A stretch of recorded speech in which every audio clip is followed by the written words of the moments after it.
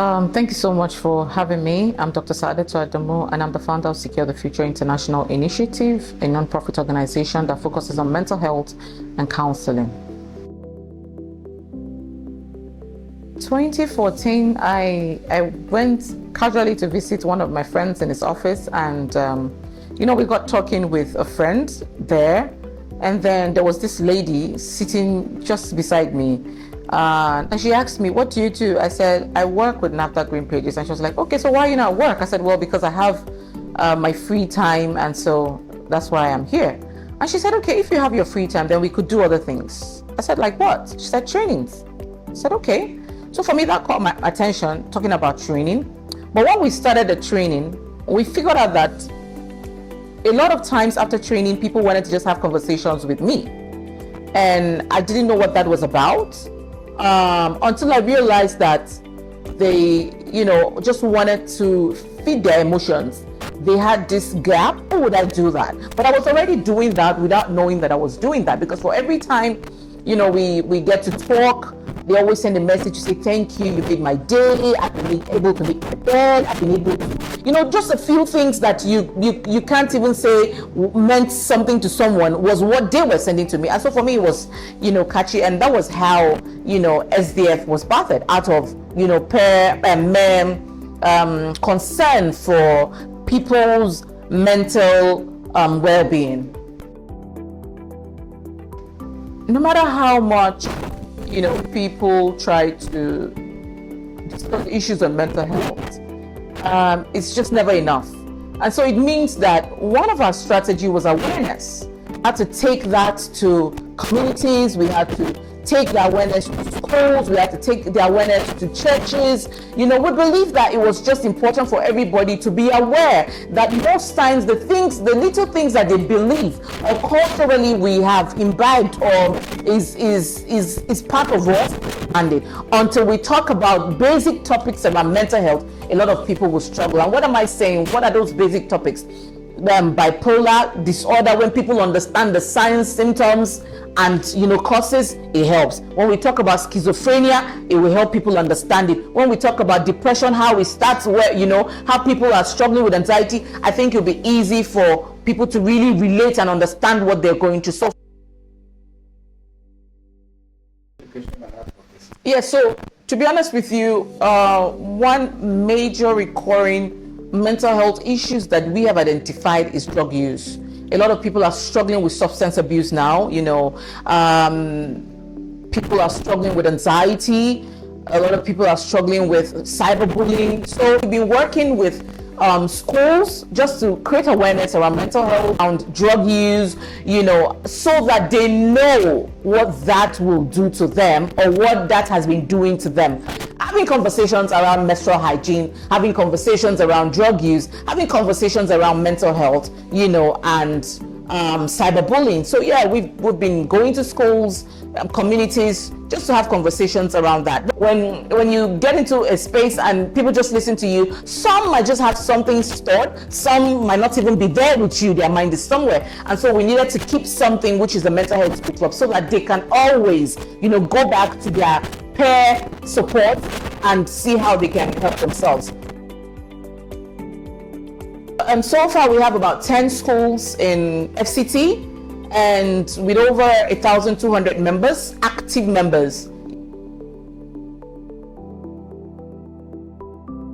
We go to communities just to also capture, because we believe that everyone is not, you won't say that mental health is targeted at a particular, person, age, whether gender, whatever. It's everyone. We all are, not really safe, and so we have to just continue the conversation. Honestly, I will say that the role of schools, you just can't take it out from this conversation. And I'm so glad that, Secondary Education Board have been very, very, supportive in making sure that we get into all the schools, because for every time we knock on their door, they are willing and available to let us in. If we have curriculums, I'm sure that it will just tilt into a course, right?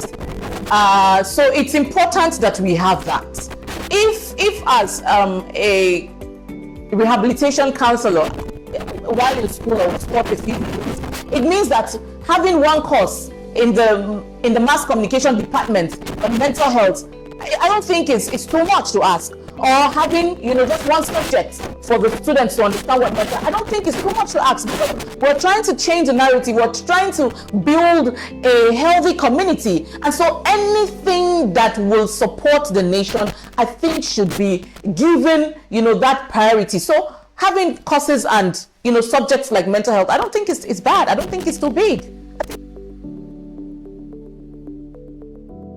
With you, I will say that one key organization that has been very, very supportive, international organization, I'll say, is Citizens Commission on Human Rights. They have been very supportive from the very day we started SDF. They send us materials, technical support. They've been very supportive. We have the Global Pioneers. It's also in the US. They've been extremely supportive. We have Bokano in Nigeria. Bokano is, we have NAPTIP. They've also been quite supportive. But we cannot, have conversations without mentioning Secondary Education Board. They have been really, really supportive. But lately, of course, we've had a couple of organizations that, we work with, and they've also been quite supportive. Of course, I wouldn't forget to mention NICAT, Media Campaign Against Human Trafficking. Yeah, they have been extremely supportive. So we have a few of them, Dr. Abraham, Ministry of Youth, Ministry of Health, Budget and Planning, Humanitarian,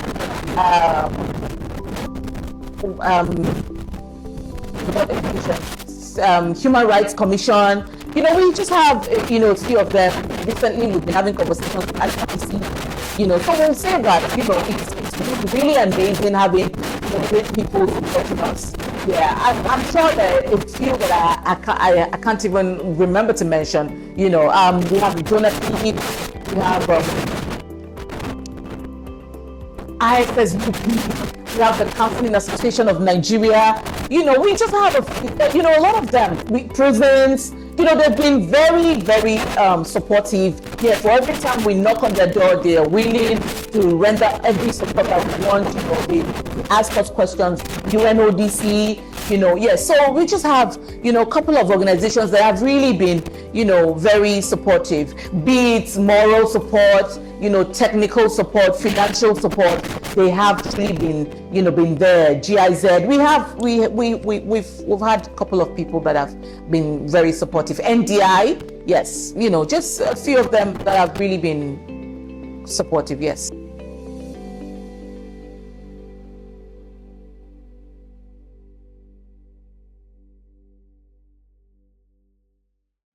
One of the policies I'll say is the mental health policy. We have the mental health policy. We have the mental health policy. Why can't we, look into it, begin to implement it, see what is wrong with it, and begin to, talk about review? Until we use the policy, we won't even know if it's good enough for our people or not until we try it. And then we have the youth policy. I know that is already on ground. We've been talking about the review for a while now. I don't know how far that has gone. I'm a member of also the review committee.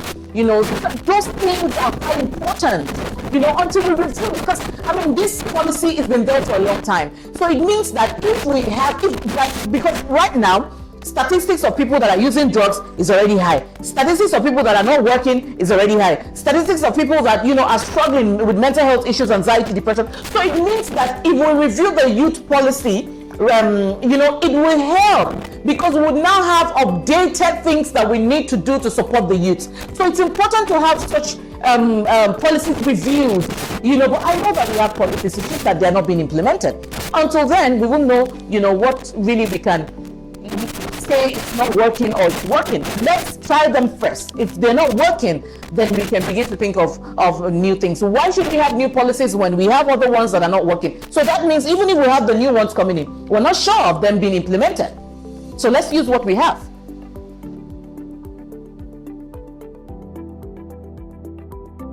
So I will just narrow this to what we do in SDF. we believe that support system is key.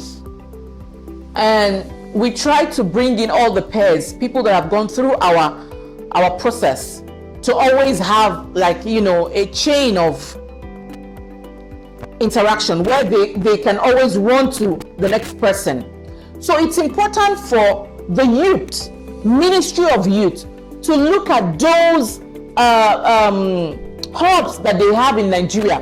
I know they have youth development hubs all over the country. Can we revive them and see how these youths can be engaged in their communities? Because these hubs are in communities. So it means that if that hub is good enough, we will have them engaged all the time, and they will not be found in those places that they shouldn't in the afternoon. If we have these hubs where they can run to, whether it's a place that they learn how to make shoes, they learn how to make bags, just a hub where the Ministry of Youth can see the need to revive these, things that have been in the past. And then it's also important for us to look at sports.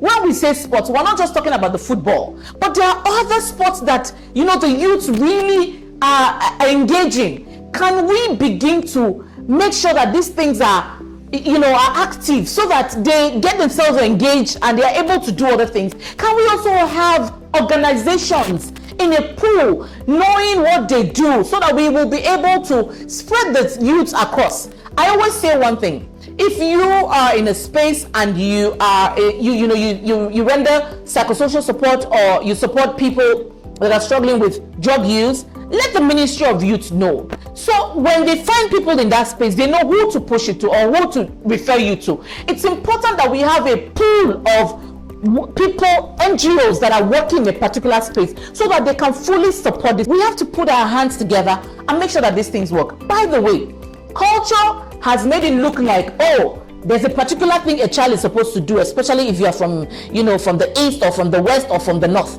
There are particular things that you should do. But we have to understand that technology is, getting us, changing our thoughts, changing how we do things. And so culture again is beginning to fade away, but we won't allow it fade, but we can leave the vital organs of culture and focus on the things that really help the youth. So I feel like there are lots of things that we can do. Putting our hands together will really support the youth to, do better.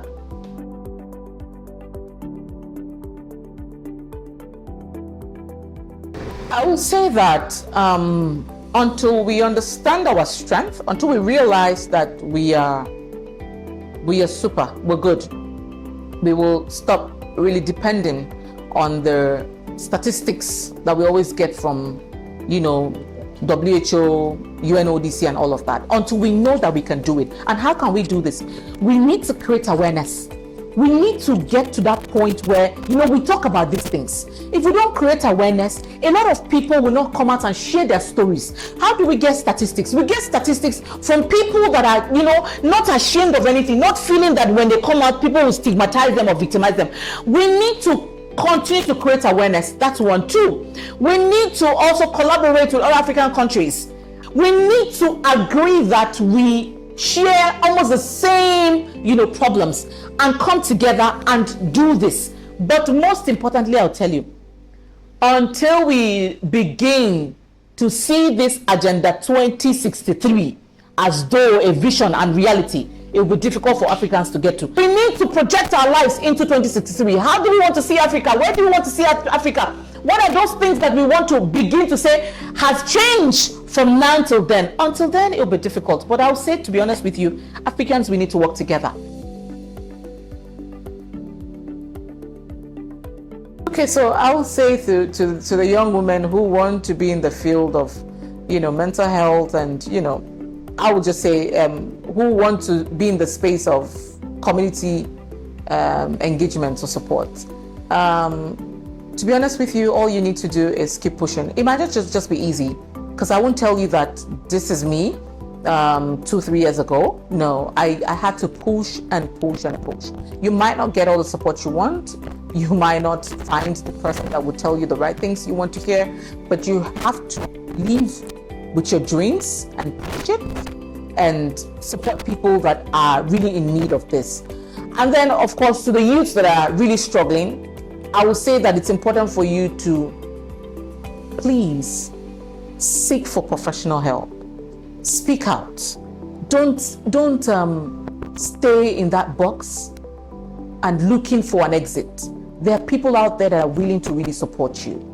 And I'll say to families and parents, whatever you do is what the children are watching. So it means that you have a role to play in their lives. You must be sure that whatever you do is what you want to see from the child. So the work is on every one of us. We all have to put our hands together to see that Nigeria and Africa is what we want at the end of the day. Thank you.